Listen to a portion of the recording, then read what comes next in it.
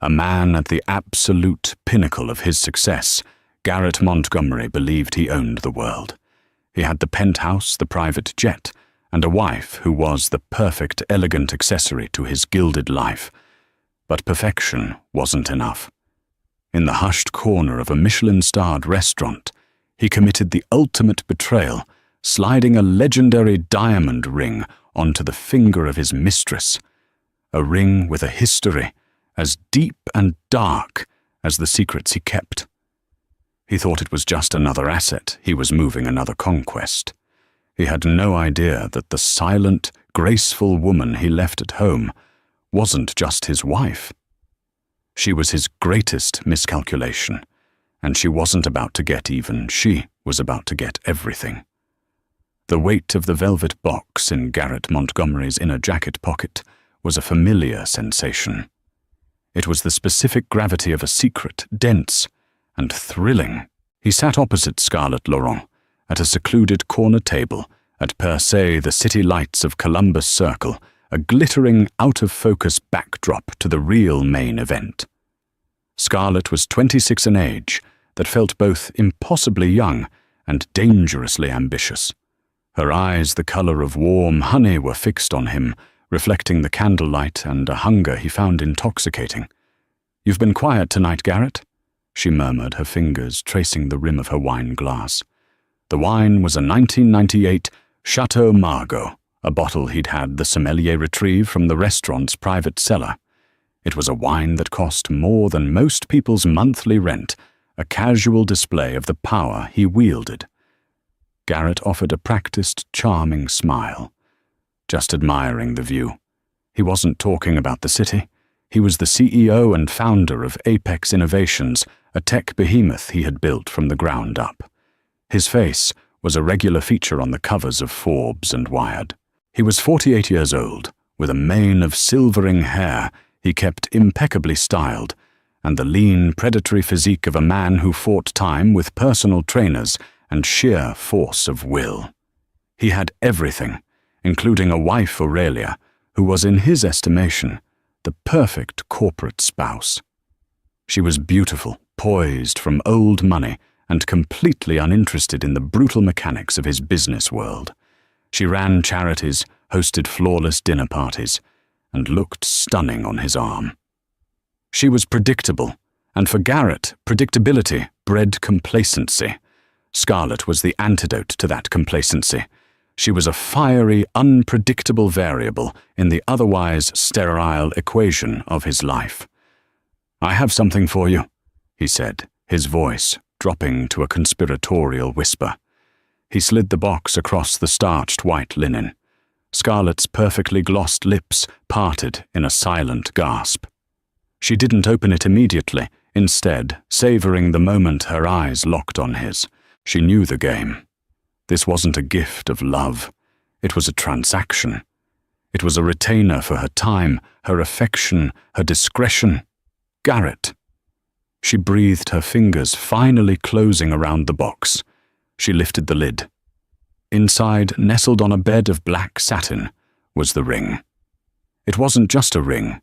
It was a landmark. A flawless 12-carat cornflower blue sapphire, flanked by 2 pear-shaped diamonds. It was known as the Star of Jaipur, a legendary stone that had been auctioned at Sotheby's just last week, a piece once owned by Indian royalty. The news of its sale for a staggering $4.2 million had been a small item in the society pages. Tears welled in Scarlett's eyes. Genuine or not, it hardly mattered. They served their purpose. I don't know what to say. It's a piece of history. And now it's a piece of you, Garrett said, smoothly feeling the familiar surge of power that came with such a grand gesture. He was bestowing a fortune, a legend, upon this girl, binding her to him with its impossible value. He helped her slide it onto her finger. It looked magnificent, a beacon of impossible wealth. "Don't wear it everywhere," he cautioned. "It's a special occasion piece. Every moment with you is a special occasion," she purred, leaning across the table to kiss him, the cold stone of the ring pressing against his cheek. Later that night, as Garrett's driver navigated the quiet, tree-lined streets toward his Central Park West penthouse, he felt a pang of something he couldn't quite name. He checked his reflection in the darkened window of the Maybach. He looked tired. He loosened his tie, the thrill of the evening already dissipating, replaced by a familiar hollowness. When he entered the sprawling apartment, the silence was absolute. The lights were dimmed, casting long shadows across the museum-quality art and minimalist furniture. Aurelia was in the library, bathed in the soft glow of a reading lamp. She was curled in a large armchair, a heavy-looking book in her lap. She looked up as he entered, her expression serene. Aurelia Dubois Montgomery was a woman of quiet, deliberate grace. Her beauty wasn't flashy like Scarlett's. It was timeless, sculpted from generations of wealth and breeding. Her dark hair was pulled back into a simple chignon, and she wore a simple silk robe. At 45, she seemed to exist outside the frantic grasp of time that so terrified Garrett. "You're late," she said. It wasn't an accusation, just a statement of fact. Her voice was low and calm. Board dinner ran long. "You know how it is." The lie slipped out effortlessly, polished by years of practice. He leaned down to kiss her, but she subtly turned her head so his lips met her cheek. It was a small gesture, almost imperceptible, but it was a wall. He'd been feeling those walls go up more and more lately. How was the benefit planning, he asked, moving to the bar to pour himself a scotch. "Productive. We finalized the catering with Jean-Georges," she replied, her eyes not leaving her book. "Penelope Wright stopped by.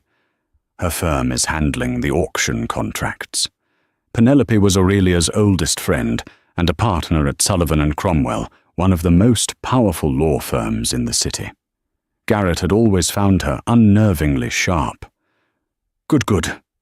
He mumbled, swirling the amber liquid in his glass. He looked at his wife, really looked at her for the first time, in what felt like months.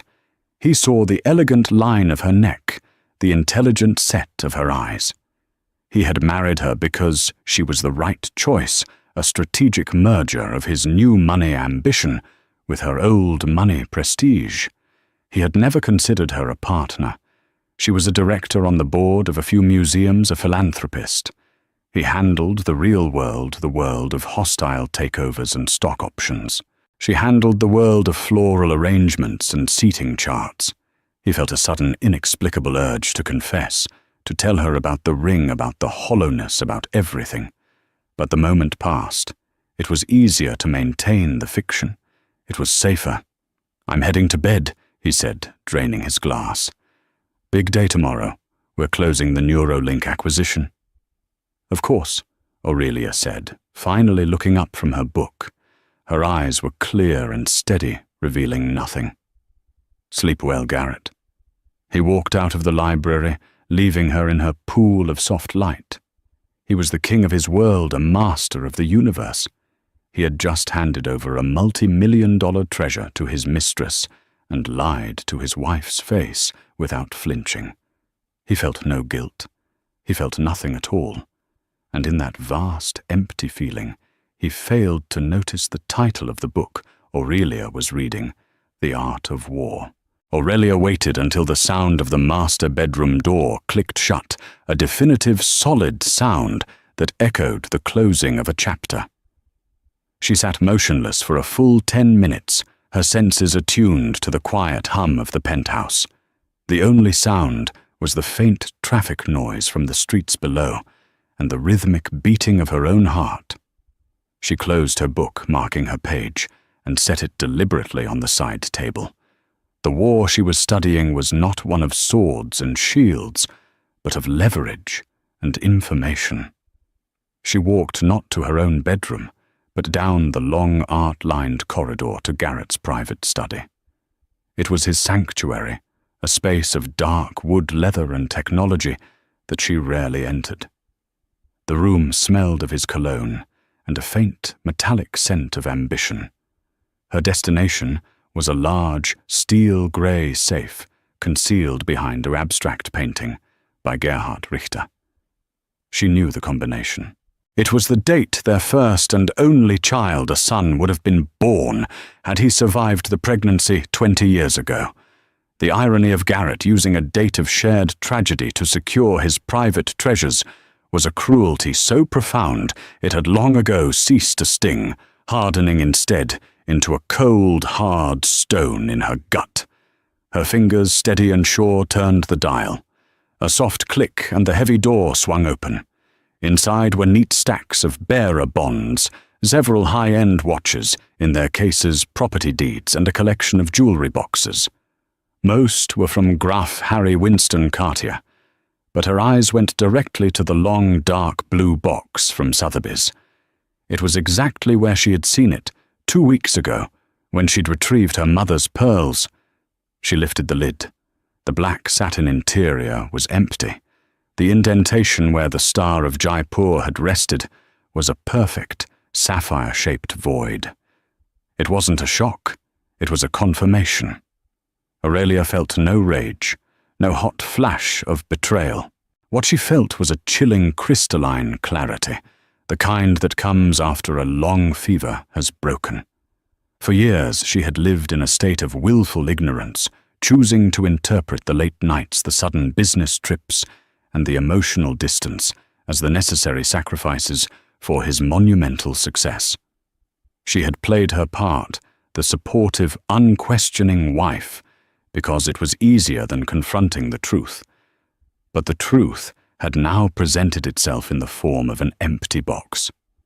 This wasn't his first affair. She was not that naive. But this was different. The others had been fleeting, disposable distractions. This ring, this specific, historically significant, publicly auctioned ring. This was a statement. It was an act of breathtaking arrogance, a slap in the face delivered with a diamond-encrusted glove. He hadn't just cheated. He had liquidated a piece of their shared assets, a piece of her history to do it. The ring had been purchased through a family trust fund. Her father had established a trust, of which Garrett was the acting manager.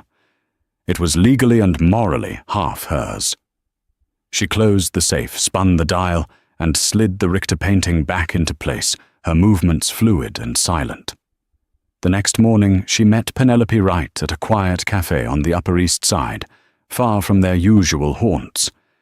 Penelope, with her razor-sharp bob and eyes that missed nothing, listened intently as Aurelia recounted her discovery, her voice never rising above a calm, measured tone. "The Sotheby's auction," Penelope said, stirring her espresso. "I remember reading about it. The anonymous buyer. So it was him. He used the Dubois family trust to make the purchase Aurelia stated. The quarterly statement came yesterday. A single wire transfer to Sotheby's for $4 to $15,000, including the buyer's premium." Penelope's eyebrows shot up. "He used your family trust, Aurelia. That's not just marital infidelity. That's a flagrant breach of fiduciary duty. We can crucify him for that alone." "No," Aurelia said, her gaze firm. "A messy public divorce is what he expects. He'd throw money at it, drag me through the mud, paint me as a bitter, scorned wife. The tabloids like the New York Post would have a field day. He would control the narrative, and in the end, I'd walk away with a handsome settlement, and he'd continue on unblemished." "I am not interested in a settlement, Penny. I'm interested in a reckoning." Penelope leaned back, a slow, admiring smile spreading across her face. She had known Aurelia since they were roommates at Vassar. She knew the brilliant strategic mind that Aurelia had deliberately kept hidden behind a facade of social grace. Aurelia's father, the late Jean-Paul Dubois, had been a titan of industry, a shrewd investor who had taught his daughter far more about balance sheets than flower arrangements. A reckoning. Penelope repeated the word, tasting like victory. "What did you have in mind? Apex Innovations is his identity, his lifeblood, his soul, Aurelia said, her voice dropping lower. He built it, and he believes it is an extension of himself. He's become arrogant, so convinced of his own genius that he's surrounded himself with sycophants. His board is packed with old friends who rubber-stamp his decisions. He's over-leveraged on the Neuralink acquisition. I've seen the financials he foolishly leaves on his desk. He thinks he's untouchable. She paused, taking a sip of her tea. I want to take it away from him. Penelope stared at her, the full, audacious scope of the plan dawning on her. This wasn't about divorce. This was about utter annihilation. Aurelia Apex is a public company, valued at over $20 billion. To take a controlling interest. My personal inheritance from my father, separate from the marital assets, and the trust Garrett controls is substantial. Aurelia interrupted calmly. The portfolio is managed by JP Morgan Private Bank. It's valued at just over $2.8 billion. It's been sitting there quietly growing for 20 years. Garrett knows it exists, but he's never known the specifics. He thinks of it as my rainy day fund. Penelope's legal mind was racing, connecting dots, seeing pathways. With that as collateral, we could secure a line of credit of 5, maybe 6 billion. We could set up a series of offshore shell corporations, begin acquiring shares on the open market. Slowly, quietly. He'll see the trading volume, but he'll never trace it back to you. Exactly, Aurelia said. He'll blame a hostile bid from a competitor, maybe Oracle or Salesforce. He'll look for enemies outside the gates, never once thinking to check the citadel itself. This is a declaration of war. Aurelia Penelope warned, her expression serious. Once we start, there is no turning back. It will be brutal. Aurelia looked out the window at the bustling Madison Avenue traffic. For 20 years she had been a silent partner. Her intelligence and insight dismissed her inheritance, treated as a quaint hobby. He had taken her for granted, and now he had taken from her. The era of the quiet, graceful Mrs. Montgomery was over. I know, she said, her voice like ice, and I have never been more ready. The annual conservation gala at the American Museum of Natural History was the glittering apex of the New York philanthropic season. It was Aurelia's territory, an event she had co-chaired for the past decade. Tonight, the vast Milstein Hall of Ocean Life was transformed with tables set up beneath the life-sized model of the blue whale. The air hummed with the sound of discreet gossip, clinking champagne flutes, and the quiet, ferocious networking of the city's elite. Aurelia was a vision in a custom Oscar de la Renta gown of deep sapphire blue, a color she had chosen with deliberate, painful irony. Diamonds dripped from her ears and circled her throat, her own diamonds from her mother's collection. She moved through the room with an effortless grace, a warm smile for a bank CEO here, a shared laugh with a senator's wife there. She was the perfect hostess, the picture of serene elegance. Garrett stood by her side, looking pleased with himself. He loved these events. They were a stage for him, a chance to be seen as not just a ruthless tech mogul, but a benevolent pillar of the community. He was basking in the glow, accepting compliments on Apex's soaring stock price, completely oblivious to the predator standing beside him in designer silk. You've outdone yourself this year, darling, he murmured, squeezing her arm. The place looks incredible. I do my best, she replied, her smile never faltering, though his touch felt like a brand. Her eyes were scanning the room, not for donors, but for one specific guest. She knew Scarlett would be here. Garrett had secured her a ticket through a corporate sponsorship for a small up-and-coming art gallery she nominally worked for. It was a classic move, hiding in plain sight. She spotted her near the bar holding court with a group of younger tech investors. Scarlett was wearing a crimson dress that was cut daringly low, a stark and deliberate contrast to the old money conservatism that filled the room. She was a splash of new, loud color in a muted classic painting. And on the fourth finger of her left hand, catching the light from every angle, was the star of Jaipur. It was not a subtle piece of jewelry. On her hand, it was a declaration, a weapon. Aurelia watched as Scarlett began to move through the crowd, her path a calculated spiraling trajectory that was leading inevitably to them. Garrett saw her too. A flicker of panic crossed his face, quickly masked by a wooden smile. "Aurelia, let's go say hello to the Barclays," he said, trying to steer her away. In a moment, Garrett Aurelia, said, her voice soft but unyielding. She stood her ground, her gaze fixed on the approaching redhead. "I see someone I simply must greet." Scarlett arrived, her smile a mix of feigned innocence and pure triumph. "Garrett, and you must be Aurelia," she gushed, extending her hand. "I'm Scarlett Laurent. I've heard so much about you. It's an honor to finally meet you. This event is just breathtaking." Aurelia took her hand, her grip surprisingly firm. Her eyes met Scarlett's, and then traveled with theatrical slowness down to the magnificent ring. She held Scarlett's hand for a moment, longer than was comfortable, her thumb gently brushing against the massive sapphire. "Ms. Laurent Aurelia," said, her voice clear and carrying in the small space around them. "What an extraordinary piece of jewelry, a true connoisseur's item." Scarlett preened her plan, working to perfection. "Oh, thank you. It was a gift. From a very, very generous admirer." She glanced at Garrett, a sly, proprietary look in her eyes. Garrett's face was a mask of forced neutrality. He looked like a man standing on a landmine, afraid to move a single muscle. Several people nearby had begun to notice the quiet drama unfolding, their conversations trailing off. Aurelia finally released Scarlett's hand, but her eyes, cold and analytical, remained on the ring. "The Star of Jaipur. If I'm not mistaken," she continued, her tone as pleasant as if she were discussing the weather. "From the Maharaja of Patiala's collection.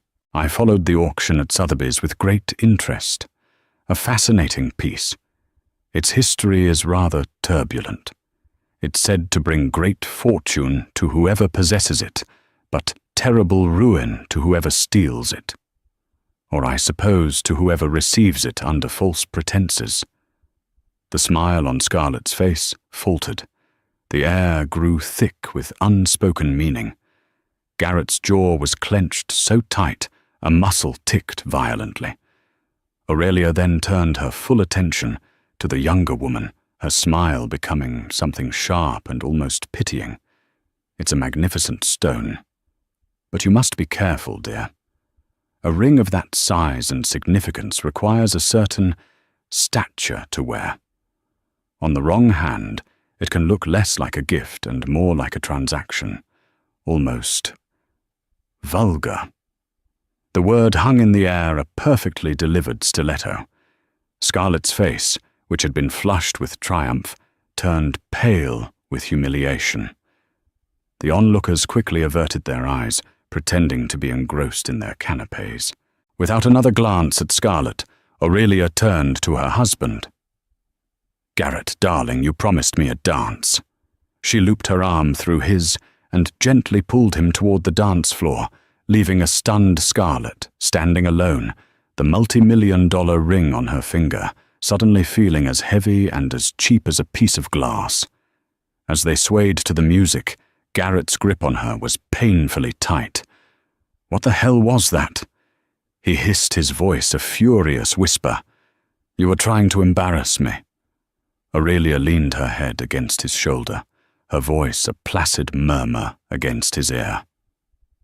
"Was I was simply making conversation. I thought you'd be proud.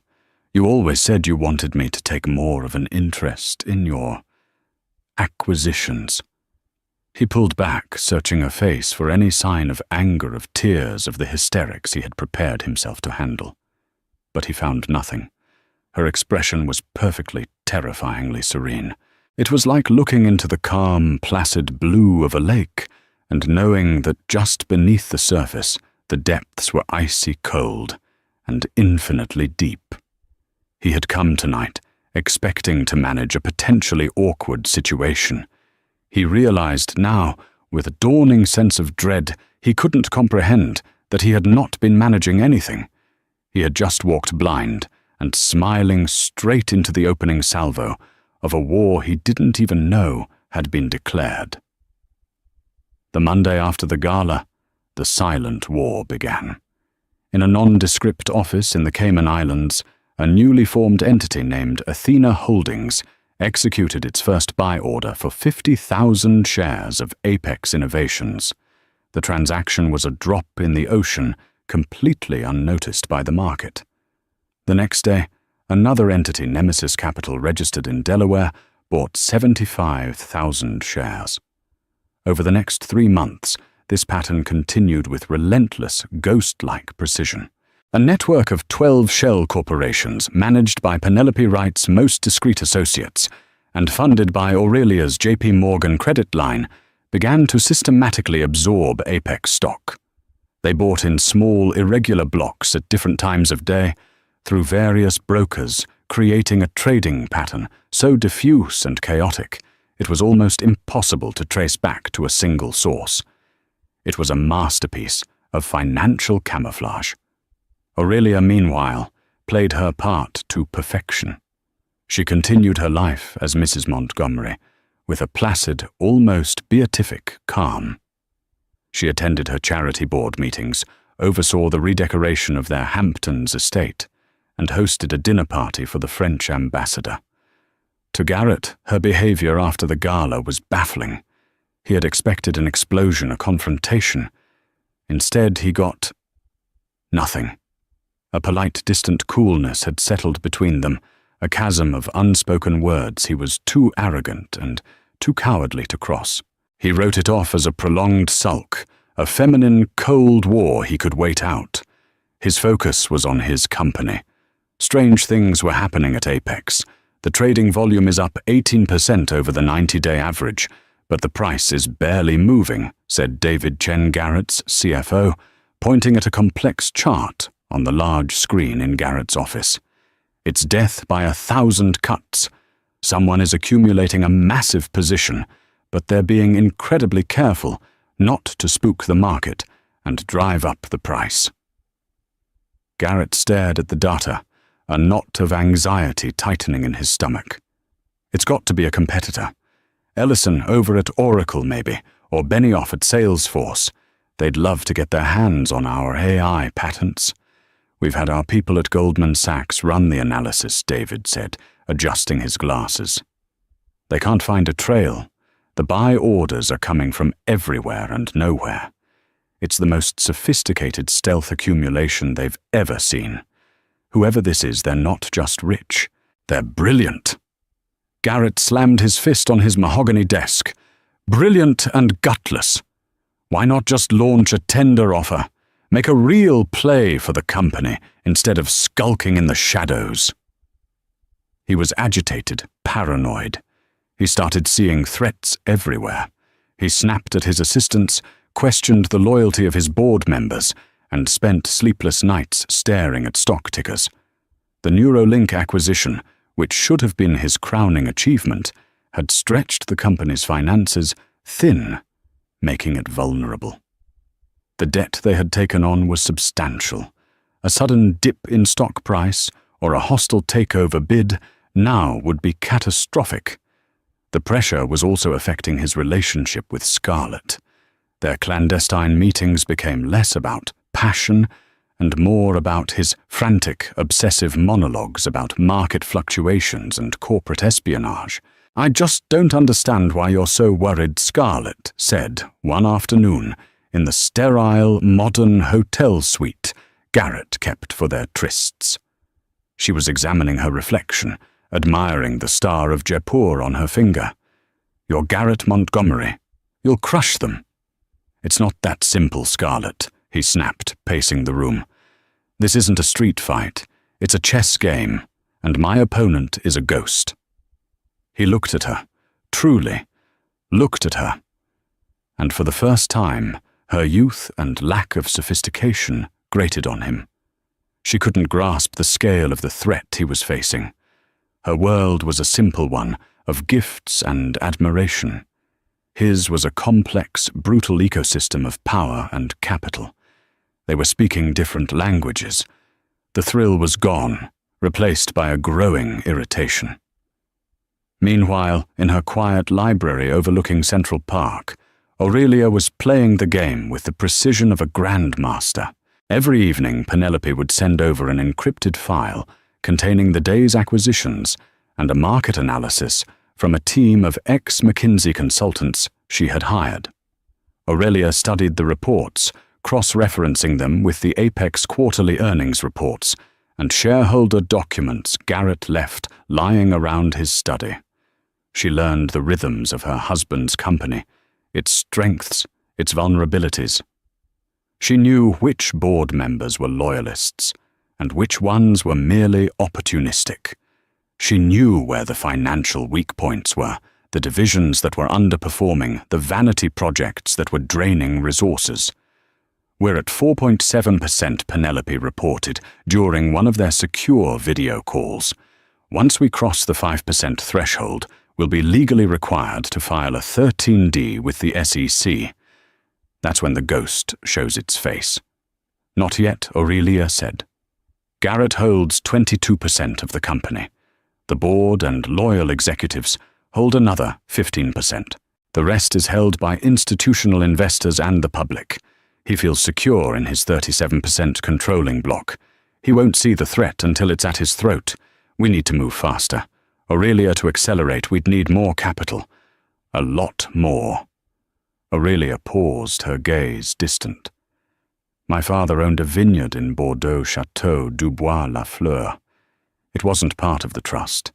He left it to me in a separate will, my personal property. It's valued at a significant amount." Penelope was stunned. "You're going to sell the Chateau Aurelia that's been in your family for over 200 years. Aurelia thought of the generations of Dubois who had walked those vineyards. Then she thought of Garrett, of his casual cruelty of the empty box in the safe. A 200-year-old legacy for a 20-year marriage. It seemed like a fair trade. "Some roots need to be cut to allow for new growth," Aurelia said, her voice devoid of sentiment. "Sell it, Penelope. Liquidate it all. We're going to end this."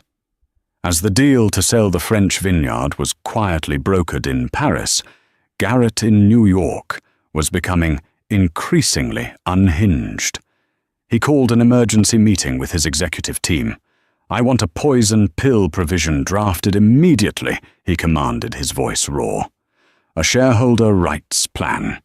If any single entity acquires more than 10% of our stock without board approval, it triggers a massive dilution of their shares. We make a takeover prohibitively expensive." David Chen hesitated. "Garrett, the board will be hesitant to approve that.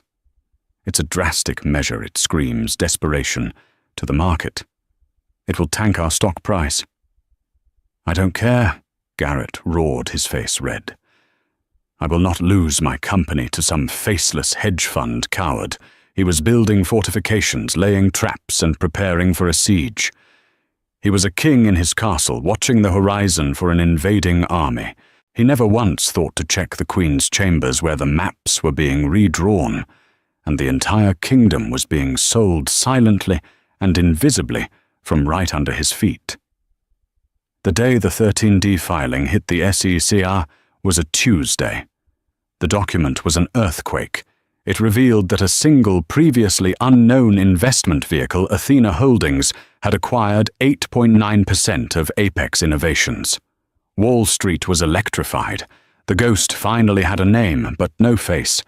Financial journalists at Bloomberg and the Wall Street Journal scrambled, but the holding company was a black box, its origins obscured by layers of Cayman Islands corporate law. Garrett was apoplectic. "Athena Holdings. Who the hell are they? I want a name. "I want a face," he bellowed into his phone at his legal team. But 2 days later, a second filing dropped. Nemesis Capital revealed a 7.5% stake, then a third, a fourth, and a fifth, all within the span of a week. It was a coordinated multi-front assault.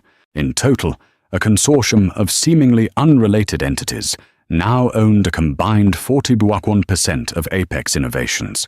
They had bypassed his 10% poison pill trigger by acting as separate entities, a legal grey area so brilliantly exploited that his lawyers were left stammering. The market, finally understanding that this was a serious hostile takeover, went into a frenzy. The stock price surged. The consortium, having already acquired its position at a lower cost, had made a paper fortune in a matter of days.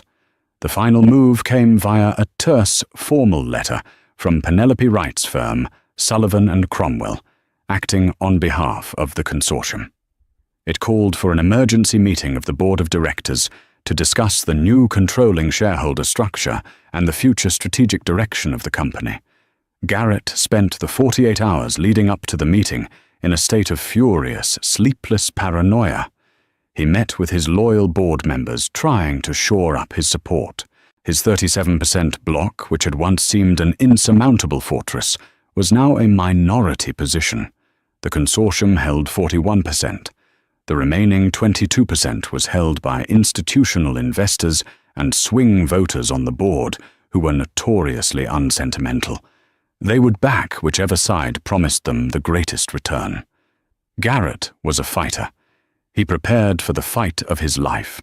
He had his team assemble a presentation showcasing his vision for the company, highlighting record profits and the potential of the Neuralink acquisition. He would appeal to the board's greed and their fear of the unknown. He would paint the consortium as corporate raiders, asset strippers, who would dismantle the company he had built. He would walk into that boardroom and tear them to shreds. The morning of the meeting, he dressed in his most powerful suit, a dark charcoal brioni, and a blood-red tie. As he was about to leave the penthouse, Aurelia emerged from her bedroom. She too was dressed for business. She was wearing a severe, exquisitely tailored black pantsuit. From the row, her hair pulled back in a tight, commanding chignon. A single strand of pearls was her only adornment. She looked less like a philanthropist and more like a CEO. "Where are you going dressed like that?" he asked, distracted. "I have a board meeting," she replied, her voice cool and even. She picked up a slim leather briefcase from the hall table. "The museum." "Something like that," she said.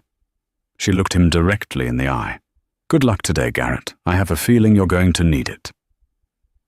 There was something in her tone, a finality, a hint of steel that he was too preoccupied to decipher. He brushed it off and headed downtown. When Garrett strode into the Apex boardroom on the 80th floor, his loyalists were already assembled, their faces grim. The air was thick with tension. He took his place at the head of the long mahogany table, his chair positioned before a panoramic window that offered a godlike view of the city he had conquered. "Let's get this over with," he growled. "Let's see what these pirates have to say for themselves." At precisely 10:00 a.m., the boardroom doors opened. In walked Penelope Wright, her face an unreadable mask of professional calm. And behind her, walking with a steady, unhurried gait that commanded the attention of every person in the room, was Aurelia. A stunned, disbelieving silence fell over the boardroom. The board members exchanged confused glances. Garrett stared, his mouth agape, as his wife took a seat on the opposite side of the table, placing her leather briefcase before her with a soft, definitive click. "Aurelia, what in God's name are you doing here?" Garrett finally sputtered, his voice a mixture of confusion and rage. "This is a closed board meeting. Get out." Aurelia didn't even look at him. Her attention was on the chairman of the board, a man named Robert Meacham. Penelope Wright spoke, her voice cutting through the tension. "Gentlemen, I am Penelope Wright from Sullivan and Cromwell. I am here today as legal counsel for Athena Holdings Nemesis Capital and their associated entities, which, as of this morning, collectively represent a 51% controlling interest in Apex Innovations. She paused, letting the number sink in. 51%. They had acquired another 10% in the last few days of frantic trading. It was a definitive, unassailable majority. These entities, Penelope continued, are all wholly owned subsidiaries of a single private family trust. The sole trustee and beneficiary of that trust is my client. She gestured cleanly toward the woman sitting beside her. Mrs. Aurelia Dubois Montgomery. The color drained from Garrett's face. He looked as if he had been physically struck. He swiveled his chair to face Aurelia, his eyes wide with a horror that was slowly curdling into understanding. The gala, the coldness, her board meeting. It all clicked into place in one sickening moment of revelation. "You," he whispered, the sound barely audible. "You did this?" Aurelia finally met his gaze. Her eyes were not filled with anger or triumph. They were cold, clear, and utterly devoid of emotion. They were the eyes of a stranger. As the representative of the new majority shareholder, Aurelia said, her voice steady and ringing with an authority no one in that room had ever heard from her before. "My first action is to call a vote. A vote on the immediate removal of Garrett Montgomery as chairman and chief executive officer of Apex Innovations for cause citing gross mismanagement and breach of fiduciary duty." She opened her briefcase and slid a thick, bound document across the polished table toward the chairman. "You'll find a detailed account of Mr. Montgomery's use of company funds and marital assets for non-corporate purposes, including the purchase of significant unapproved gifts. A copy of the Sotheby's receipt for the Star of Jaipur is on page 3. Garrett was speechless. He was suffocating. His throne was tilting on its axis. He looked around at the faces of the board members. He saw no loyalty there now. He saw only the cold, hard calculation of men shifting their allegiance to the new center of power. They were looking at Aurelia. Robert Measham cleared his throat, avoiding Garrett's pleading gaze. "A motion has been made by the majority shareholder. Do I have a second?" A hand went up. Then another, and another. Garrett Montgomery, the titan of tech, the master of the universe, sat in his chair, utterly defeated, as he was clinically and efficiently erased from the company that he had once considered his soul. His executioner was the one person in the world he had never not for a single second considered a threat. His wife. The drive back to the penthouse was a silent, suffocating ordeal. Garrett sat in the back of the Maybach, staring blankly at the city rushing past. The world outside the car was the same, but his place in it had been fundamentally and irrevocably altered. He was no longer Garrett Montgomery, CEO of Apex. He was just Garrett Montgomery. The name felt hollow, stripped of its power. Aurelia sat opposite him, her posture perfect. Her gaze directed out her own window. She hadn't said a word since the vote. She hadn't needed to. When the elevator doors opened directly into their apartment, Garrett stormed out, his shock finally erupting into a tidal wave of rage. He whirled on her as she calmly stepped into the foyer. "How could you?" He roared, his voice echoing in the cavernous space. "My own wife. You conspired behind my back. You schemed, you plotted to destroy me. For 20 years, Aurelia, 20 years of marriage. Was it all a lie?" Aurelia set her briefcase down on a marble console table. She took off her jacket, draping it neatly over a chair. She was in no hurry. She was in complete control. A lie, she repeated, her voice dangerously quiet. She turned to face him, and for the first time, The mask of calm cracked, revealing the raw, wounded fury that had been simmering for years. You want to talk about lies, Garrett? Do you want to talk about the bored dinners that ended at dawn, the business trips to St. Bart's with your executive assistant? Do you want to talk about looking me in the eye and telling me you loved me after you'd just spent the afternoon in a hotel suite with a girl young enough to be your daughter? He was taken aback by her ferocity. This was not the passive, placid Aurelia he knew. "That has nothing to do with my company," he shot back, his voice cracking. "That was personal. This is business. You've stolen my life's work. Your life's work." She laughed, a bitter, startling sound.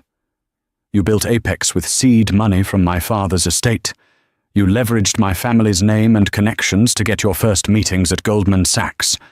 You secured the patents for your initial algorithm by acquiring a small firm owned by a friend of my father's. Apex wasn't just your life's work, Garrett. It was built on the foundation of my life, my family, my inheritance. I was a silent, uncredited partner from the very beginning. You just never bothered to notice." Every word was a perfectly aimed blow, dismantling the myth of the self-made man he had so carefully constructed. And then she continued, her voice dropping, becoming laced with a pain so deep it was terrifying. "You took money from a trust established by my father, a trust that contained my history, my security, and you used it to buy a trinket. A multi-million-dollar bribe for your mistress. You didn't just betray me as a wife, Garrett. You stole from me as a business partner." And that, she said, taking a step closer, her eyes blazing, was a fatal business mistake.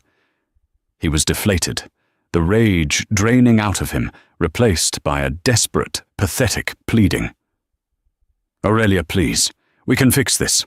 I'll end it with Scarlett. I'll do anything. Don't do this.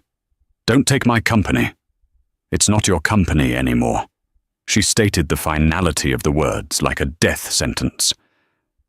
"And you are mistaken about what this is. This is not a negotiation.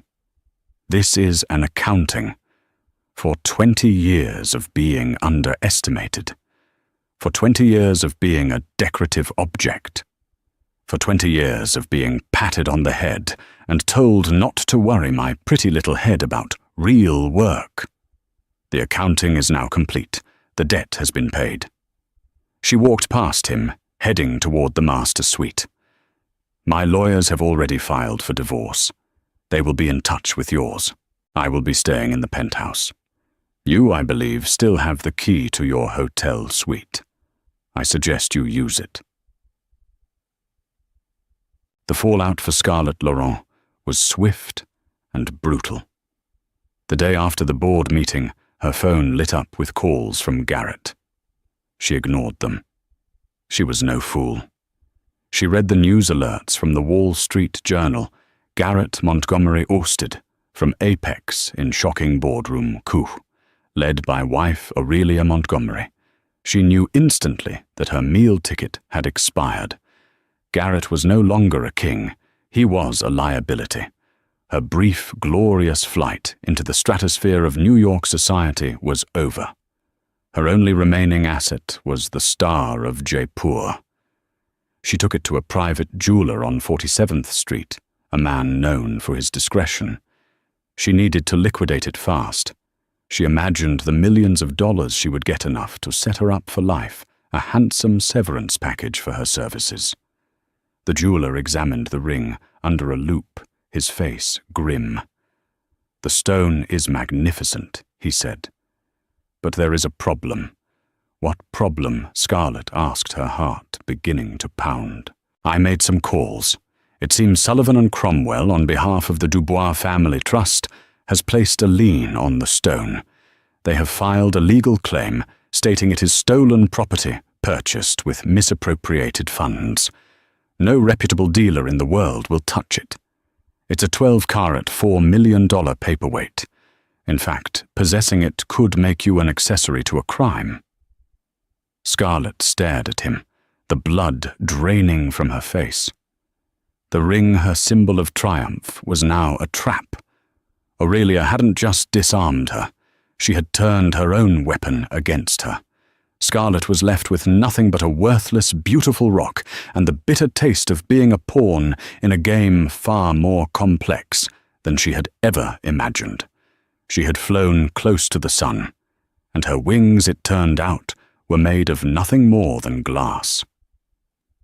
The first 100 days of Aurelia Montgomery's tenure as CEO of Apex Innovations were a masterclass in corporate leadership. The business world, which had initially viewed the takeover as a sensational, tabloid-worthy divorce drama, was forced to sit up and take notice. Aurelia was not a vengeful amateur. She was a visionary. She began not with sweeping changes, but with listening. She met with division heads, engineers, marketers, and even the interns.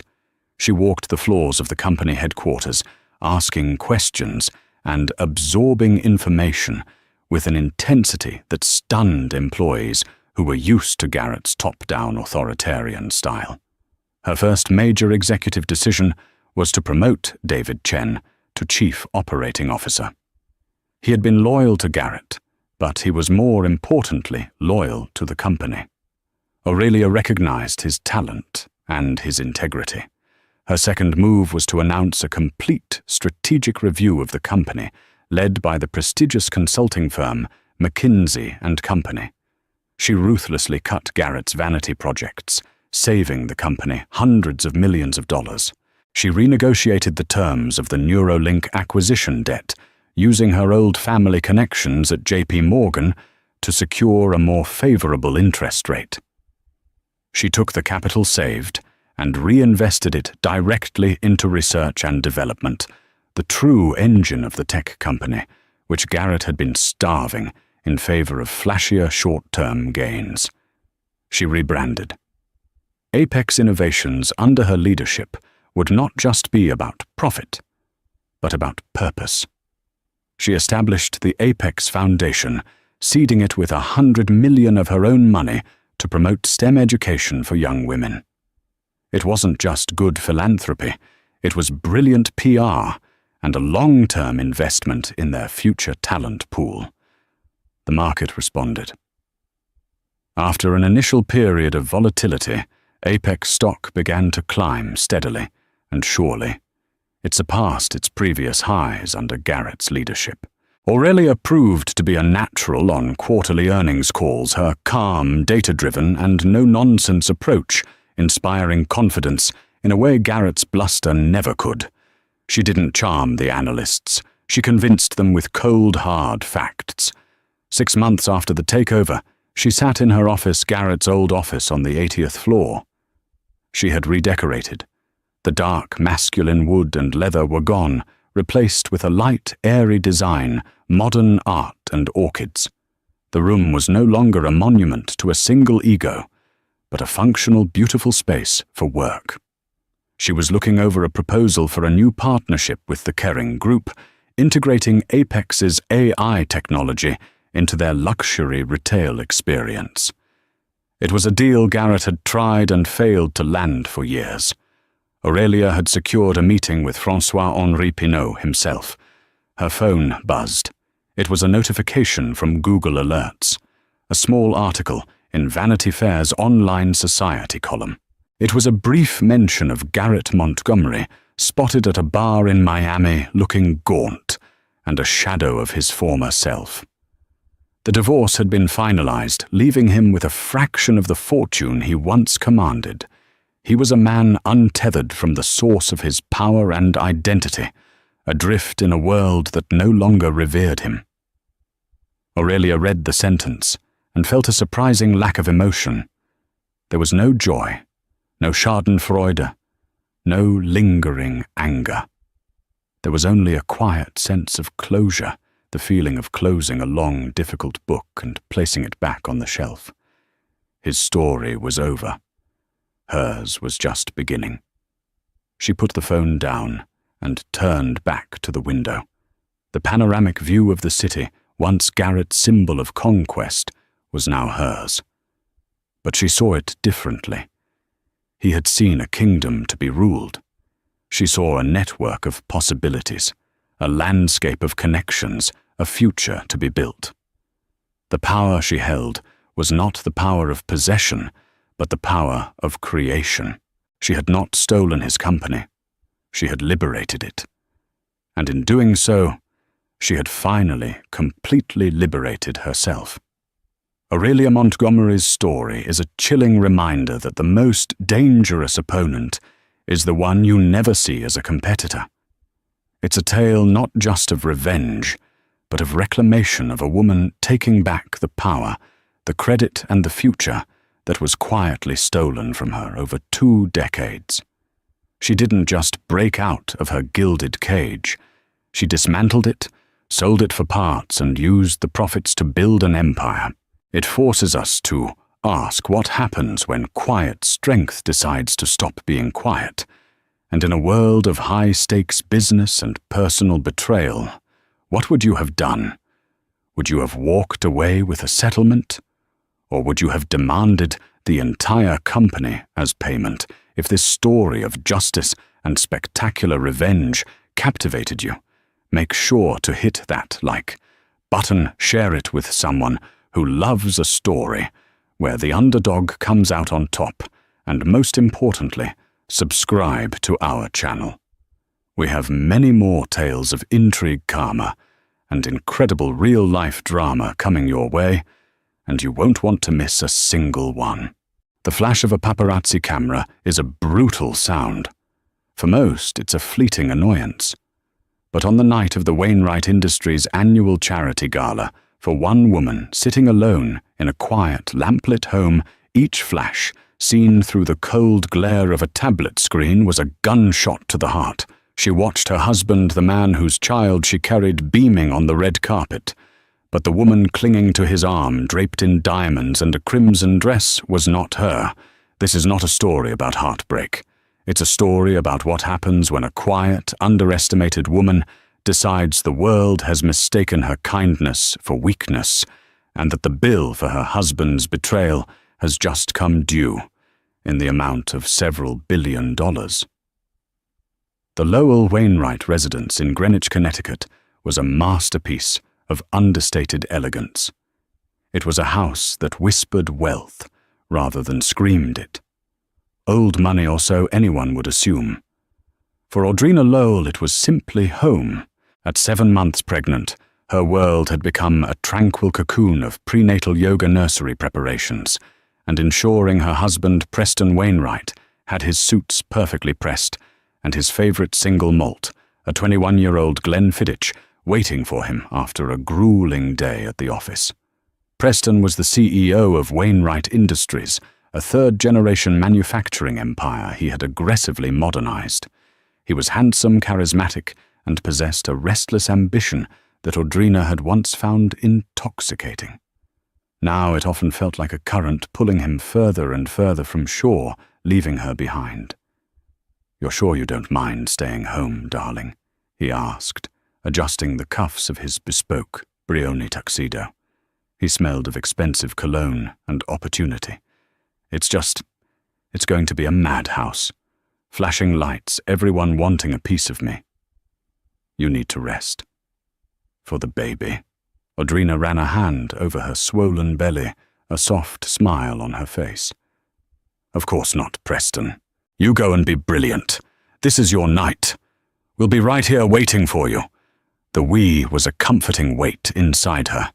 He kissed her forehead, a perfunctory gesture that barely registered.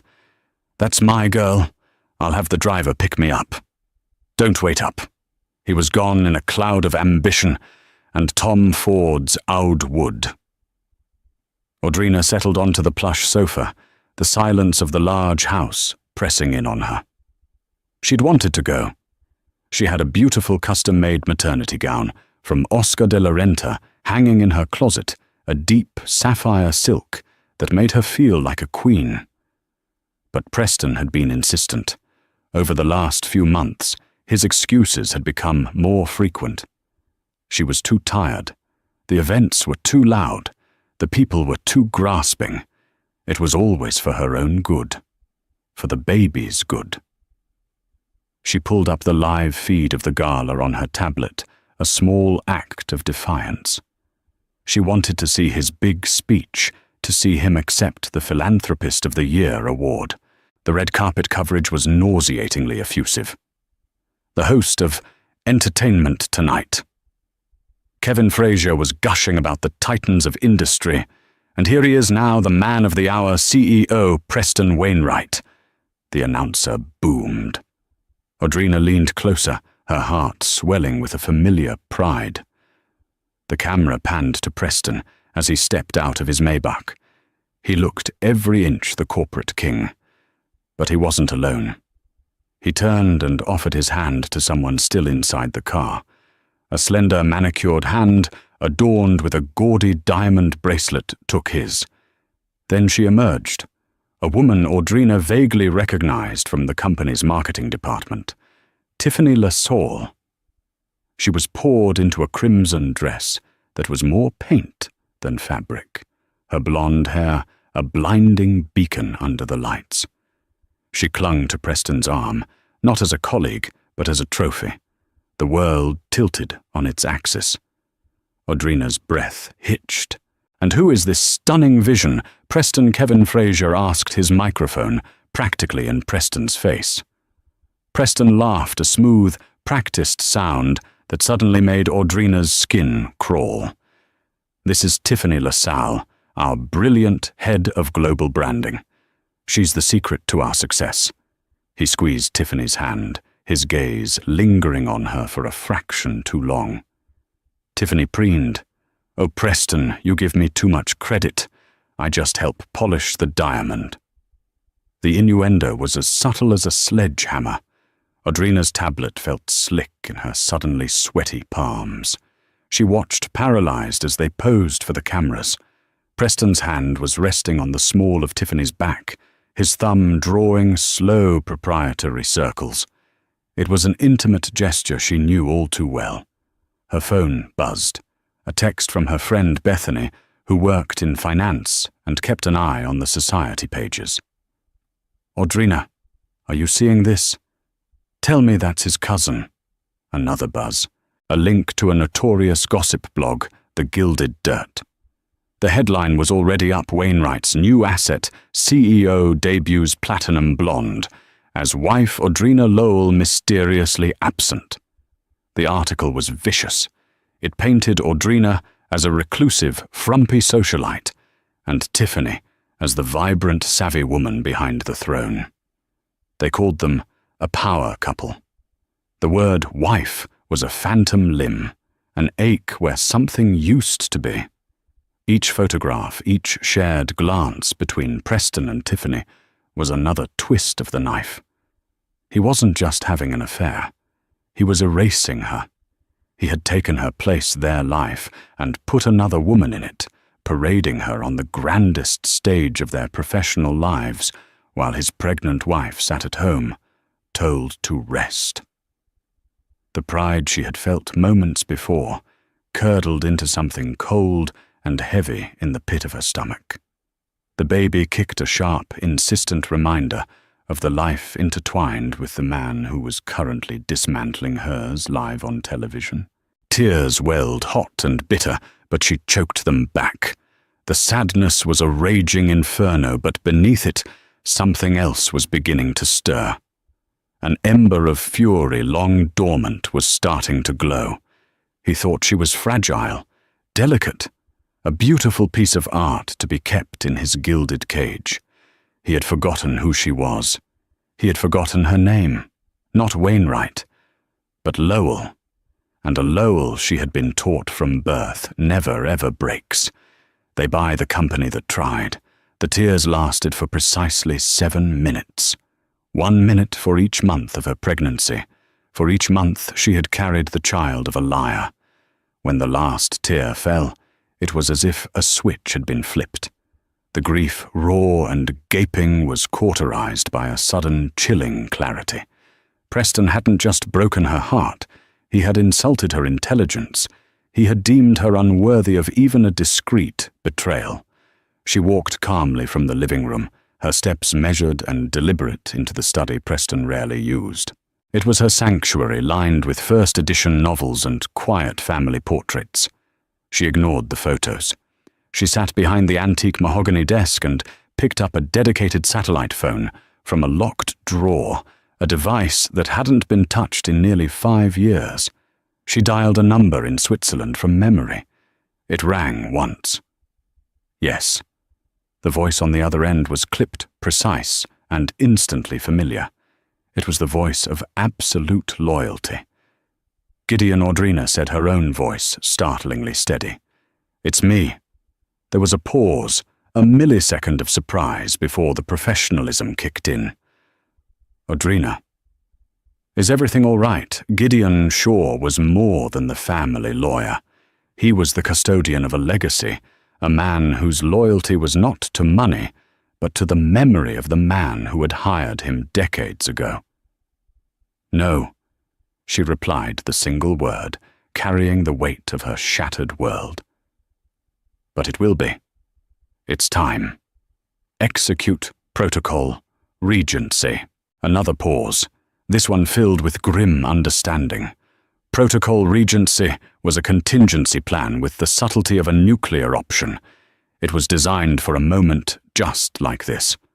"Understood. The jet will be on the tarmac in Teterboro in 90 minutes. Your documents are prepared."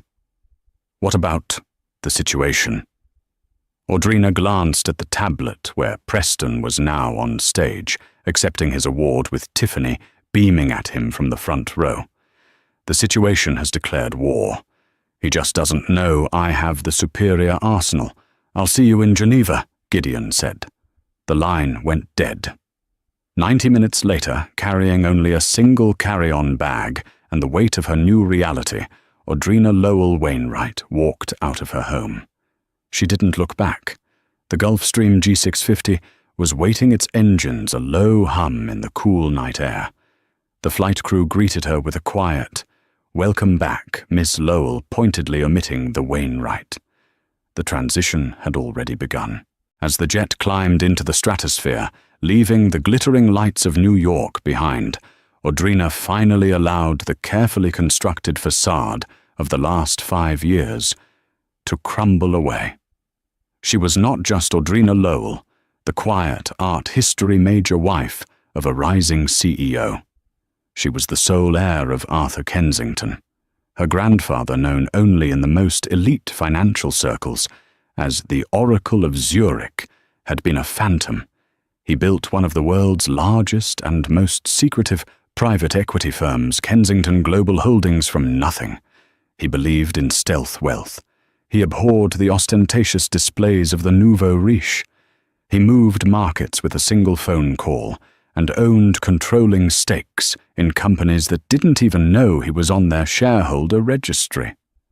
When Audrina's parents died in a sailing accident when she was 12, Arthur had raised her. He didn't teach her about society parties. He taught her about hostile takeovers. He didn't read her fairy tales. He read her stock tickers and corporate filings. Her inheritance upon his death 5 years ago came with a unique and binding condition. She was to live for 5 years under a different identity, with only a modest trust fund at her disposal. She had to prove she could build a life and understand people without the shield of immense wealth. "You can't rule a kingdom if you've never walked among the people," he had told her. She had met Preston during this period. He was charming-driven and saw her as a beautiful, intelligent, but ultimately normal woman. She fell in love with the man she thought he was, and with the simple life he offered. She had honored her grandfather's wish. The 5-year term had expired 3 months ago. She had been so caught up in her pregnancy, so content in her bubble, that she hadn't yet reached out to Gideon to officially take the reins. Preston's grand betrayal was in a dark and twisted way a gift. It was the clarion call she needed to wake up. Landing in Geneva, she was escorted not through the main terminal, but to a private exit where a black Bentley was waiting. Gideon Shaw stood beside it, a tall, imposing man in a perfectly tailored suit. His expression a mixture of concern and steely resolve. "Audrina," he said, his voice softer now, "I am so sorry for the circumstances that bring you here." "Don't be Gideon," she said, stepping into the car. "You're about to have a lot more work to do." They drove not to a hotel but to a discreet grey building overlooking the lake. It was the headquarters of Kensington Global Holdings. Inside it was less an office and more a state-of-the-art command centre. A small elite team of analysts and lawyers, all of whom had signed ironclad non-disclosure agreements, rose as she entered. They had been waiting for their queen. In a glass-walled conference room, Gideon laid out a series of portfolios on a large digital table. They swirled to life with a touch revealing nested corporate structures, offshore accounts, real estate holdings and stock portfolios that spanned the globe. The net worth displayed in the corner was a staggering figure, a number with so many commas it looked like a telephone number. "Welcome home," Audrina, Gideon said gently. "Your grandfather's empire awaits your command." Audrina stared at the glowing screen. For 5 years she had been playing a part. Now the play was over. She was no longer just a wronged wife. She was a global economic force. "Gideon," she said, her voice devoid of any emotion, but resolve. "Get the M&A team online. I want a complete deep dive analysis of Wainwright Industries. I want to know every creditor, every shareholder, every contract, every vulnerability. I want to know where Preston is over-leveraged and where he's exposed." A grim smile touched Gideon's lips. "Already underway. The preliminary report will be ready within the hour." "Good," Audrina said, placing a hand on her stomach. Her child would not be born into a broken home. It would be born into an empire. And its first lesson would be what happens when someone underestimates its mother. Preston wanted to be a king. It's time to remind him that I'm the one who owns the chessboard. The deep dive analysis of Wainwright Industries when it arrived was more illuminating than Audrina could have ever hoped. Presented on a secure encrypted network by Kensington Global's top analyst, a ruthless German prodigy named Klaus Richter, the report painted a picture of a company that was a house of cards. Outwardly it's strong, Klaus explained, via a holographic conference call, his image shimmering in the center of the Geneva boardroom. Revenue is up 12% year over year. But it's a facade built on debt. Preston Wainwright has been extremely aggressive. He's leveraged the company to the hilt to fund expansion and, more importantly, to finance this. He swiped his hand, and the Wainwright logo was replaced by another Devereux core. "Ronan Devereux's company," Gideon murmured, leaning forward. "A major player in advanced robotics and automation. A merger would make Wainwright an industry leader overnight." "Precisely," Klaus confirmed. "It's Preston's legacy project. The deal is in its final due diligence stage.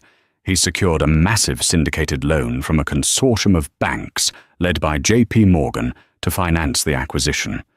But to get those terms, he's used nearly all of the company's unencumbered assets as collateral, and most critically, there are covenants in the loan agreement tied to the company's stock price and debt-to-equity ratio. If the stock drops below a certain threshold, or the ratio gets out of whack, the banks can call the loan. The whole deal collapses. Audrina saw it instantly. The entire grand strategy, Preston's coronation as an industry titan, was balanced on a knife's edge. "He's arrogant," Audrina stated more to herself than to the room. "He believes his own hype. He thinks the stock is untouchable because the merger news has inflated it." "That is his critical error," Klaus said, a flicker of professional admiration in his eyes. "He sees only the upside. He has not protected his flank." The plan began to form in Audrina's mind, cold and precise, like one of her grandfather's legendary strategies. It wouldn't be a frontal assault.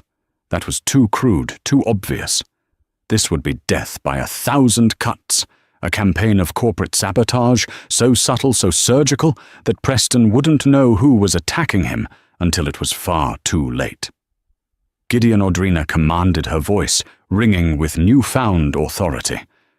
"I'm creating a new holding company, a shell corporation. Let's call it Phoenix Ascendant Capital." Gideon's pen was already moving. Domiciled where the Cayman Islands, completely anonymous. Phoenix Ascendant will be the public face. Behind it, a labyrinth of other entities, all leading back to a blind trust here in Switzerland.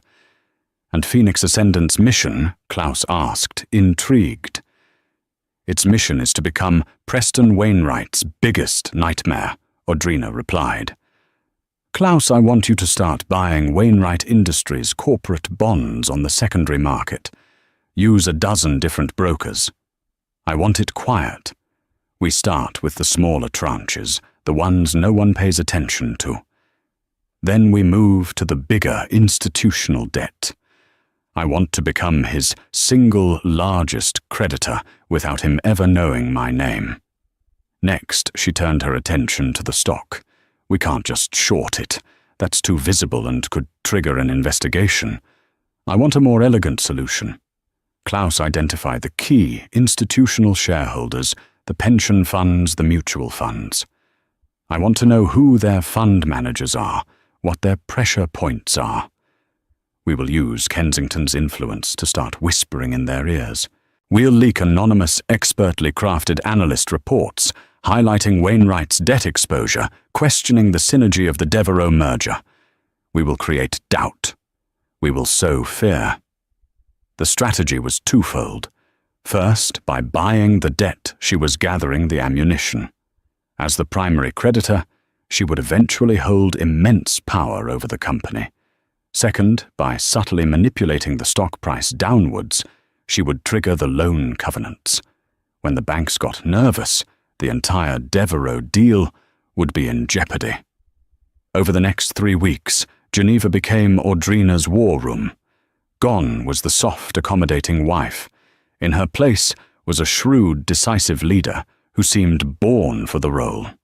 She worked 18-hour days, fueled by a potent cocktail of anger, adrenaline, and a deep protective love for her unborn child.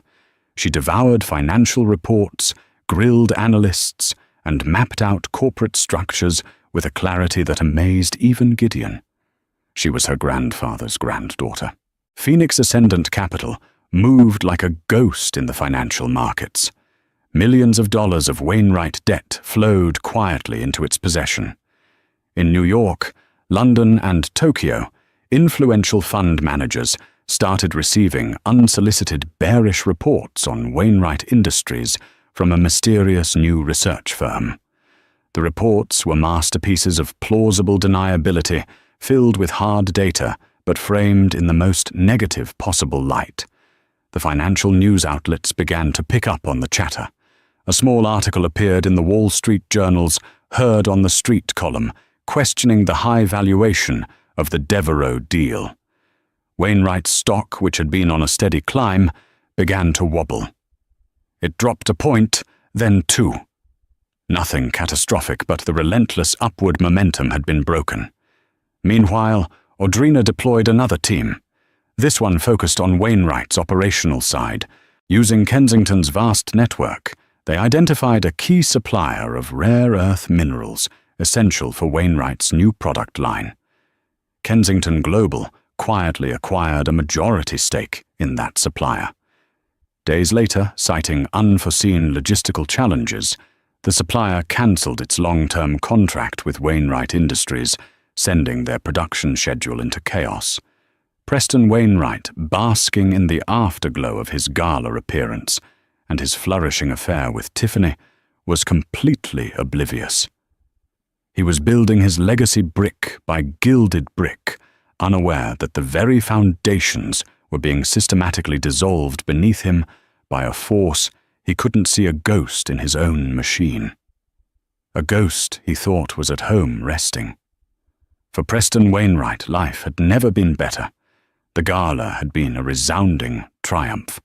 He and Tiffany were the new darlings of the business pages, their picture splashed across Forbes and Fortune. Tiffany was intoxicating, ambitious, and utterly enthralled by his power, which was exactly how Preston liked it. She was a reflection of his own success. He'd called Audrina a few times. The first call went to voicemail. "Hey honey, just checking in. Hope you're feeling rested. Things are crazy here. The deal is moving forward. This is going to set us up for life, for the baby's life. Talk soon." The second call a few days later also went unanswered. "Audrina, it's me again. Are you getting these? I know you probably need your space, but you could at least text back. I'm worried." The concern in his voice was a thin veneer over a growing annoyance. Her silence was inconvenient. By the third week, his messages had a sharper edge. "All right, Audrina, this is getting ridiculous. Whatever silent treatment you're giving me, it's childish. I'm closing the biggest deal of my life, and I expect my wife to be supportive. Call me back." He dismissed her absence as a prolonged hormonal sulk. He'd deal with it later. Once the Devereaux deal was signed, he'd be so powerful, so wealthy, she'd come around. He'd buy her a new Bentley or a diamond necklace. That always worked. His first inkling that something was wrong came not from his home life, but from his CFO, a perpetually nervous man named George Findlay. "Preston, our stock dipped another 3% today," George said, hovering by the door of Preston's expansive office. Preston waved a dismissive hand, not looking up from a proposal Tiffany had brought him. "It's market jitters, George. Profit-taking before the merger announcement. It'll bounce back. It's not just that George persisted, wringing his hands. There's some negative chatter from the analyst community. A new firm, Phoenix Ascendant, has been putting out some very pointed research about our debt load." "Never heard of them." Preston grunted. "They're nobodies trying to make a name for themselves by taking a shot at the king. Ignore them." A week later, George was back, his face paler than before. "Preston, we have a problem. A major problem. Global Minerals LLC just terminated our supply contract for neodymium, effective immediately." This time, Preston looked up. "What, they can't do that? We have a 5-year exclusive agreement. They're invoking a force majeure clause, citing a corporate restructuring," George stammered. "Our legal team says it's flimsy, but it will tie us up in court for months. Our entire next-gen production line is dependent on that supply. We'll have to find a new source, and the spot market prices are triple what we were paying." Preston slammed his fist on the desk. "Find out who owns them. I'll buy the damn company and fire their board myself." George flinched. "That's the other thing. They were acquired last week. The ownership is shielded by a series of shell corporations based in the Caymans. We can't find the ultimate beneficiary." The stock dropped another 5% on the news of the supply chain disruption.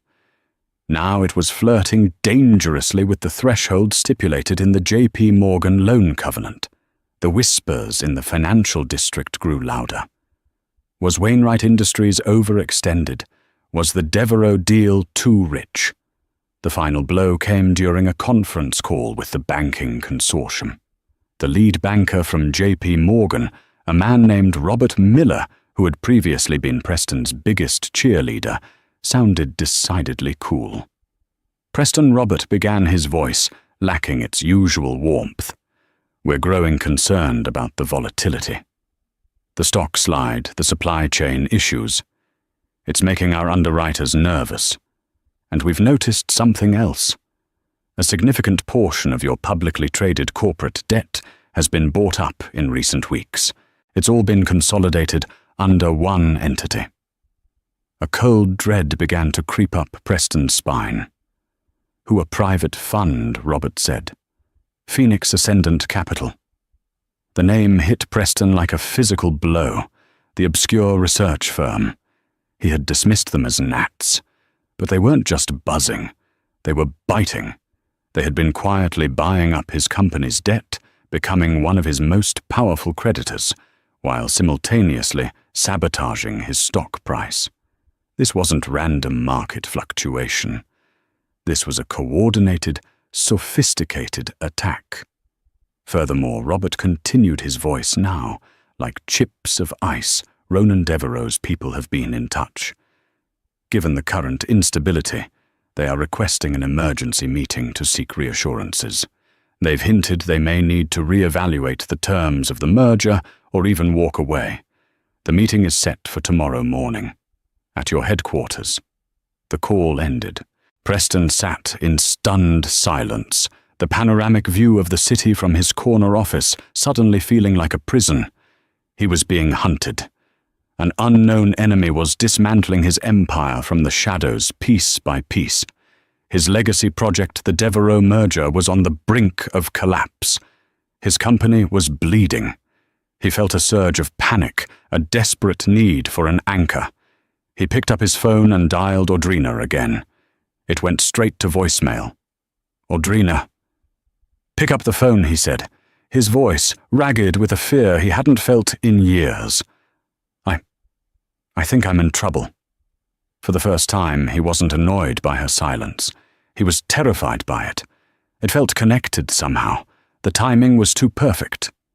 The quiet wife, the silent phone, the invisible enemy. A paranoid thought, insane and impossible, flickered in his mind before he crushed it. It couldn't be. She didn't have it in her.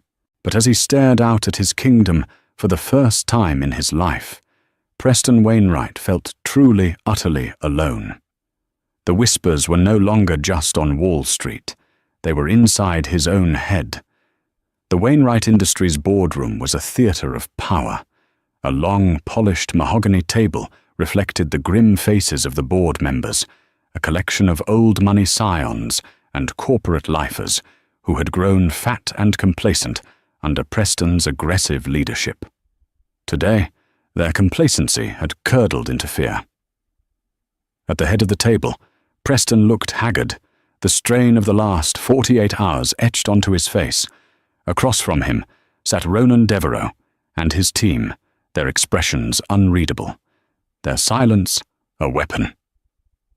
"My friends, members of the board," Preston began his voice, attempting a confidence he did not feel. "Let me be clear.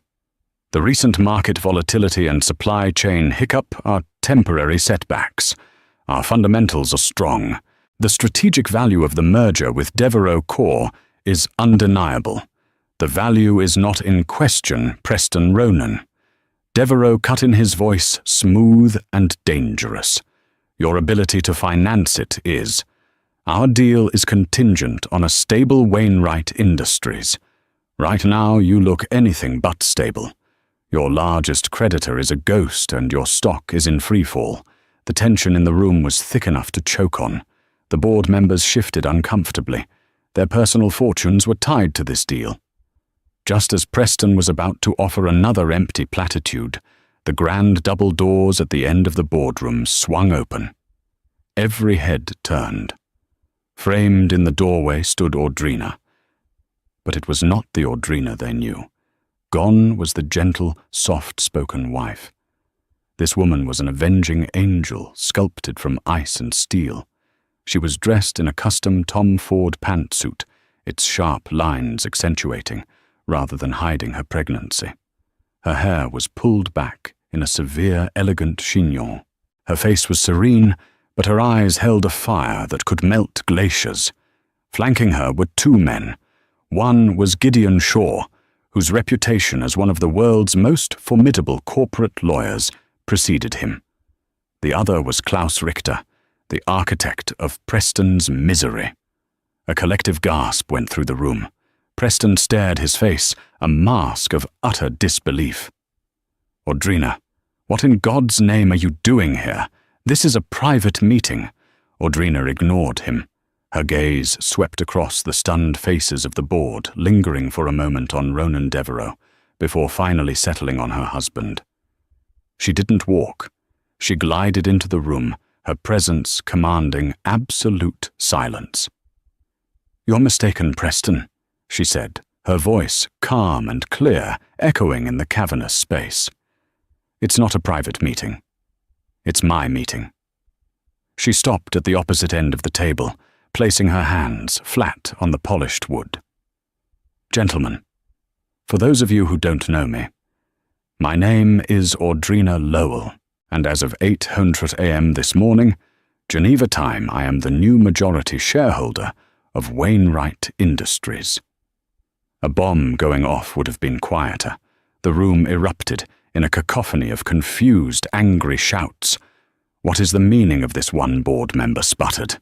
"This is absurd," another yelled.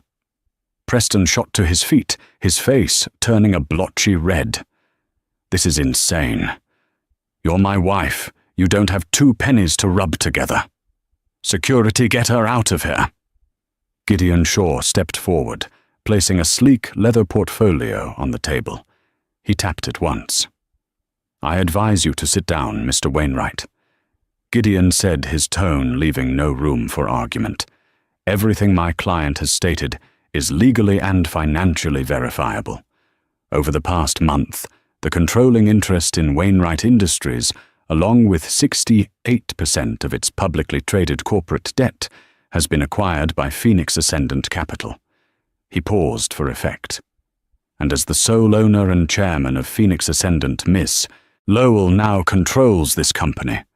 The blood drained from Preston's face. He sank back into his chair as if his legs had been cut out from under him. He stared at Audrina, at the woman he thought he knew, the woman he had dismissed and betrayed. He was seeing a stranger, a terrifying, powerful stranger. Audrina's eyes locked with his. There was no hatred in them. There was something far worse, indifference. "You built this company on a foundation of reckless debt and hollow promises, Preston," she said, her voice cutting through the stunned silence. "You leveraged its future for your own vanity. That ends today. The deal with Devereaux Corps is officially on hold, pending a full audit and a strategic review under my leadership." She then turned her attention to Ronan Devereaux, who was watching the entire exchange with a look of shrewd fascination. "Mr. Devereaux, Audrina," said a hint of professional courtesy in her voice, "I believe a partnership between our companies could indeed be fruitful, but it will be a partnership of equals, built on strength and transparency, not on the precarious finances of a desperate man. My team will be in touch to discuss new terms." Ronan Devereaux gave a slow, deliberate nod, a small smile playing on his lips. He respected power, and he was witnessing a masterclass in it. Finally, Audrina looked back at the board of directors. "As my first act as majority shareholder, I am calling for a vote of no confidence in the current CEO." She raised a single elegant eyebrow. "All those in favor?" One by one, like dominoes falling, the hands of the board members went up. They were rats deserting a sinking ship, scrambling to curry favor with the new power. Audrina's gaze returned to Preston. He sat motionless, a broken man at the head of a table he no longer commanded.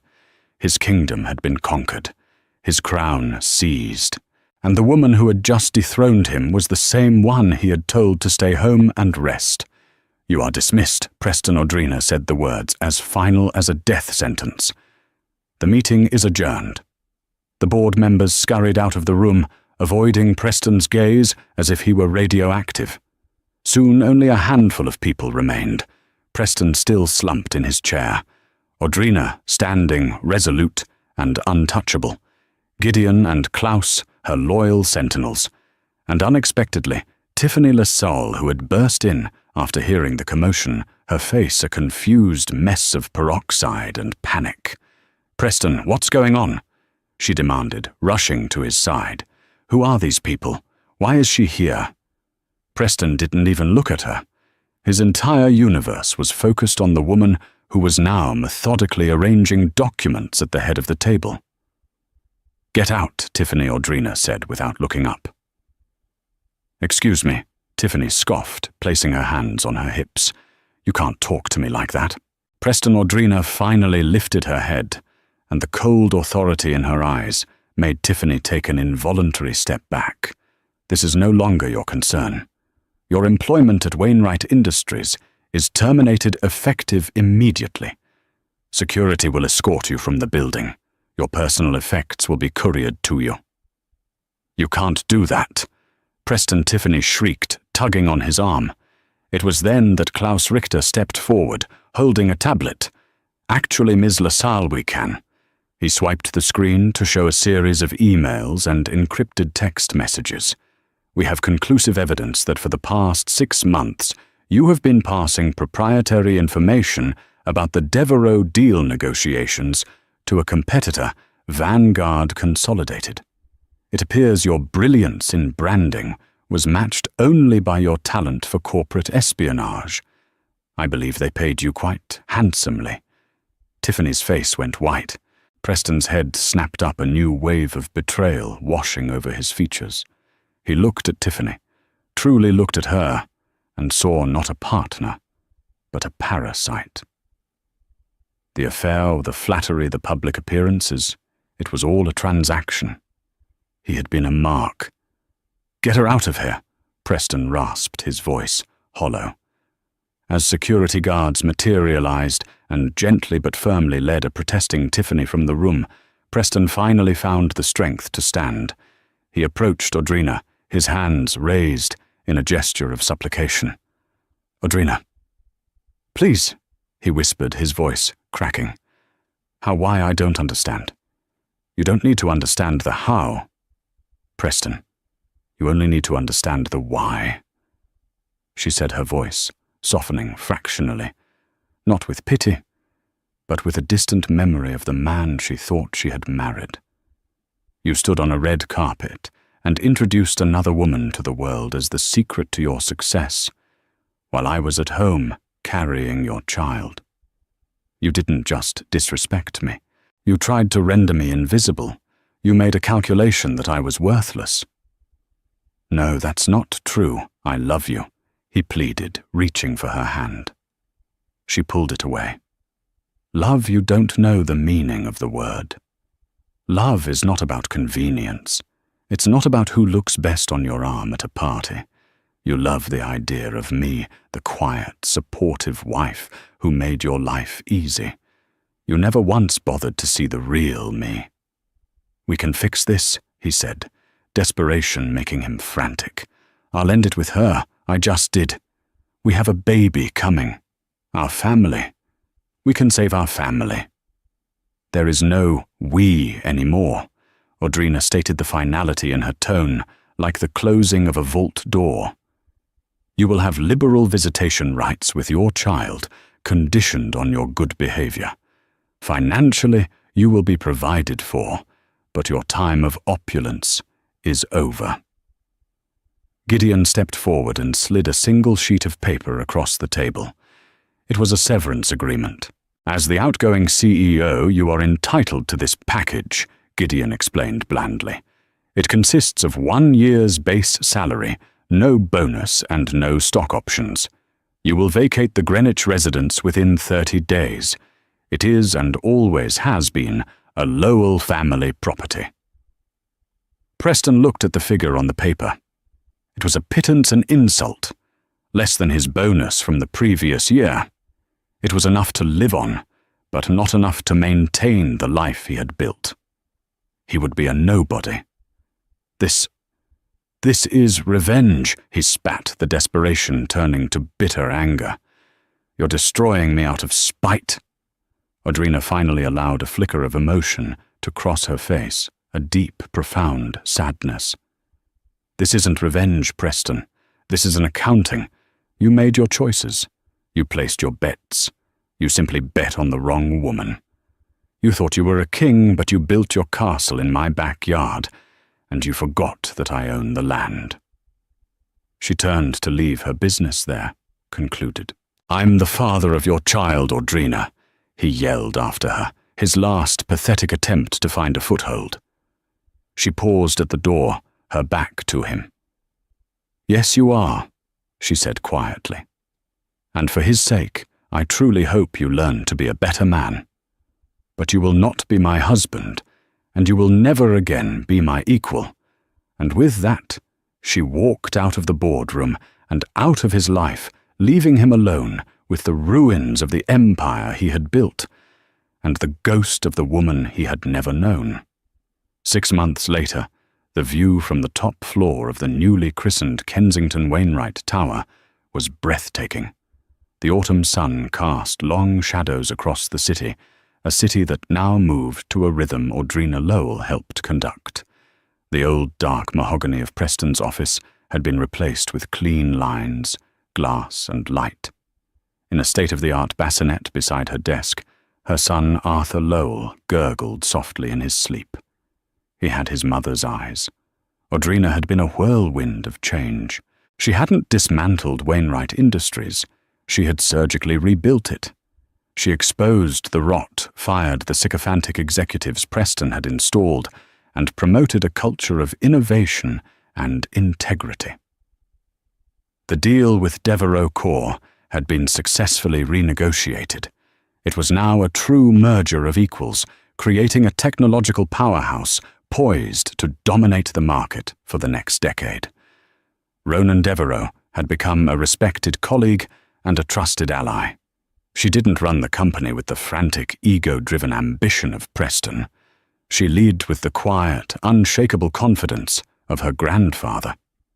She was decisive, brilliant, and surprisingly compassionate, earning the fierce loyalty of her employees. She was not just a billionaire who had inherited a fortune. She was a leader who was building a legacy. Kensington Global Holdings, once a shadowy entity, had a new public face. Audrina had established the Lowell Foundation, a massive philanthropic endeavor dedicated to funding education for underprivileged women and providing venture capital for female-led startups. She wasn't just playing the game, she was changing the rules. As for Preston, his fall had been as swift as it was brutal. Stripped of his title, his fortune, and his social standing, he became a pariah. The business world that had once celebrated him now mocked him as the fool who had lost an empire because he couldn't keep his zipper up. The last Audrina had heard through a report from Gideon was that he was working a mid-level consulting job for a firm in Stamford, living in a rented condo. He saw his son every other weekend. The meetings were cordial, sterile, and supervised. He was a ghost in the life of the child whose future he had almost gambled away. A soft chime from her computer brought her back to the present. It was a news alert. Tiffany LaSalle had just been sentenced to 18 months in a low-security federal prison for corporate espionage. A small, sad footnote to the entire affair. Audrina looked away from the screen and down at her sleeping son. She gently stroked his cheek, her touch infinitely soft. Her fight hadn't just been about a company or about money. It had been for him. She wanted him to grow up in a world where his mother's strength was not a hidden secret, but a celebrated fact. She wanted him to know that integrity was the most valuable asset, and that true power wasn't about dominating others, but about having the fortitude to build something better, something that would last. Her grandfather, the Oracle of Zurich, had taught her how to acquire power. Preston, in his own foolish way, had taught her why it was necessary to wield it. And her son, in his perfect, innocent sleep, was teaching her what to do with it. A legacy, she thought, looking out at the endless city skyline. Not of revenge, but of resilience. A legacy worthy of the name Lowell and worthy of a mother's love. 4 years later, the world knew Audrina Lowell as a titan. Her face graced the cover of Time magazine under the headline, "The Architect," celebrating her visionary leadership and transformative philanthropy. The Kensington Wainwright Tower was a symbol of ethical capitalism, a beacon in the often murky world of high finance. To the world, she was an icon of untouchable power and success. To her 4-year-old son, Arthur, she was just Mommy. One evening in the sprawling penthouse that overlooked Central Park, Audrina was on the floor, helping Arthur build an elaborate castle out of magnetic tiles. It was their sacred time, the hours between her last meeting and his bedtime, where the CEO vanished and the mother took her place. "And this is the tallest tower for the Queen," Arthur declared, placing a final triangular piece on top of their creation. "So she can see everything. That's a very smart design. My love," Audrina smiled, her heart swelling. "The Queen has to protect her kingdom." Arthur looked up at her, his expression suddenly serious, his blue eyes a mirror of her own. "Mommy," he asked with the unfiltered curiosity of a child, "does Daddy have a kingdom?" The question, so innocent, struck Audrina with an unexpected force. She had always been prepared for this, had discussed it with Child. Psychologists had rehearsed gentle, age-appropriate answers. But hearing it now in the quiet of their home, it felt different. "Daddy has his own home, sweetheart," she answered carefully. "A different kind of home." "It's small," Arthur stated, not as a judgment, but as an observation. He spent every other Sunday with Preston at his modest 2-bedroom apartment in a quiet New Jersey suburb. "We built a Lego car last time. He said he used to have a bigger office than you." Audrina's breath caught in her throat. The past was never as far away as it seemed. "He did," she said softly. "People have different chapters in their lives. Sometimes they have big offices, and sometimes they enjoy building Lego cars more." The conversation lingered with her long after Arthur was asleep. She walked to the floor-to-ceiling windows, the glittering expanse of Manhattan spread before her like a carpet of jewels. She had the kingdom Arthur spoke of. She had protected it, grown it, and reshaped it in her image. But the weight of the crown was a solitary one. She had allies, employees, and a son she adored, but the life she led was one of singular responsibility. She wondered if Preston, in his quiet, smaller life, had found a measure of peace. She had not. The answer, or at least a glimpse of it, came 2 weeks later. It was the annual fall festival at Arthur's elite private school. It was a rare, mandatory parent event, and she knew Preston would be there. She saw him standing near the pumpkin patch, looking distinctly out of place in his simple polo shirt and jeans amidst the designer-clad parents. The arrogant swagger was gone, replaced by a quiet reservation. He had more grey at his temples, and the sharp lines of ambition on his face had softened into something more weary.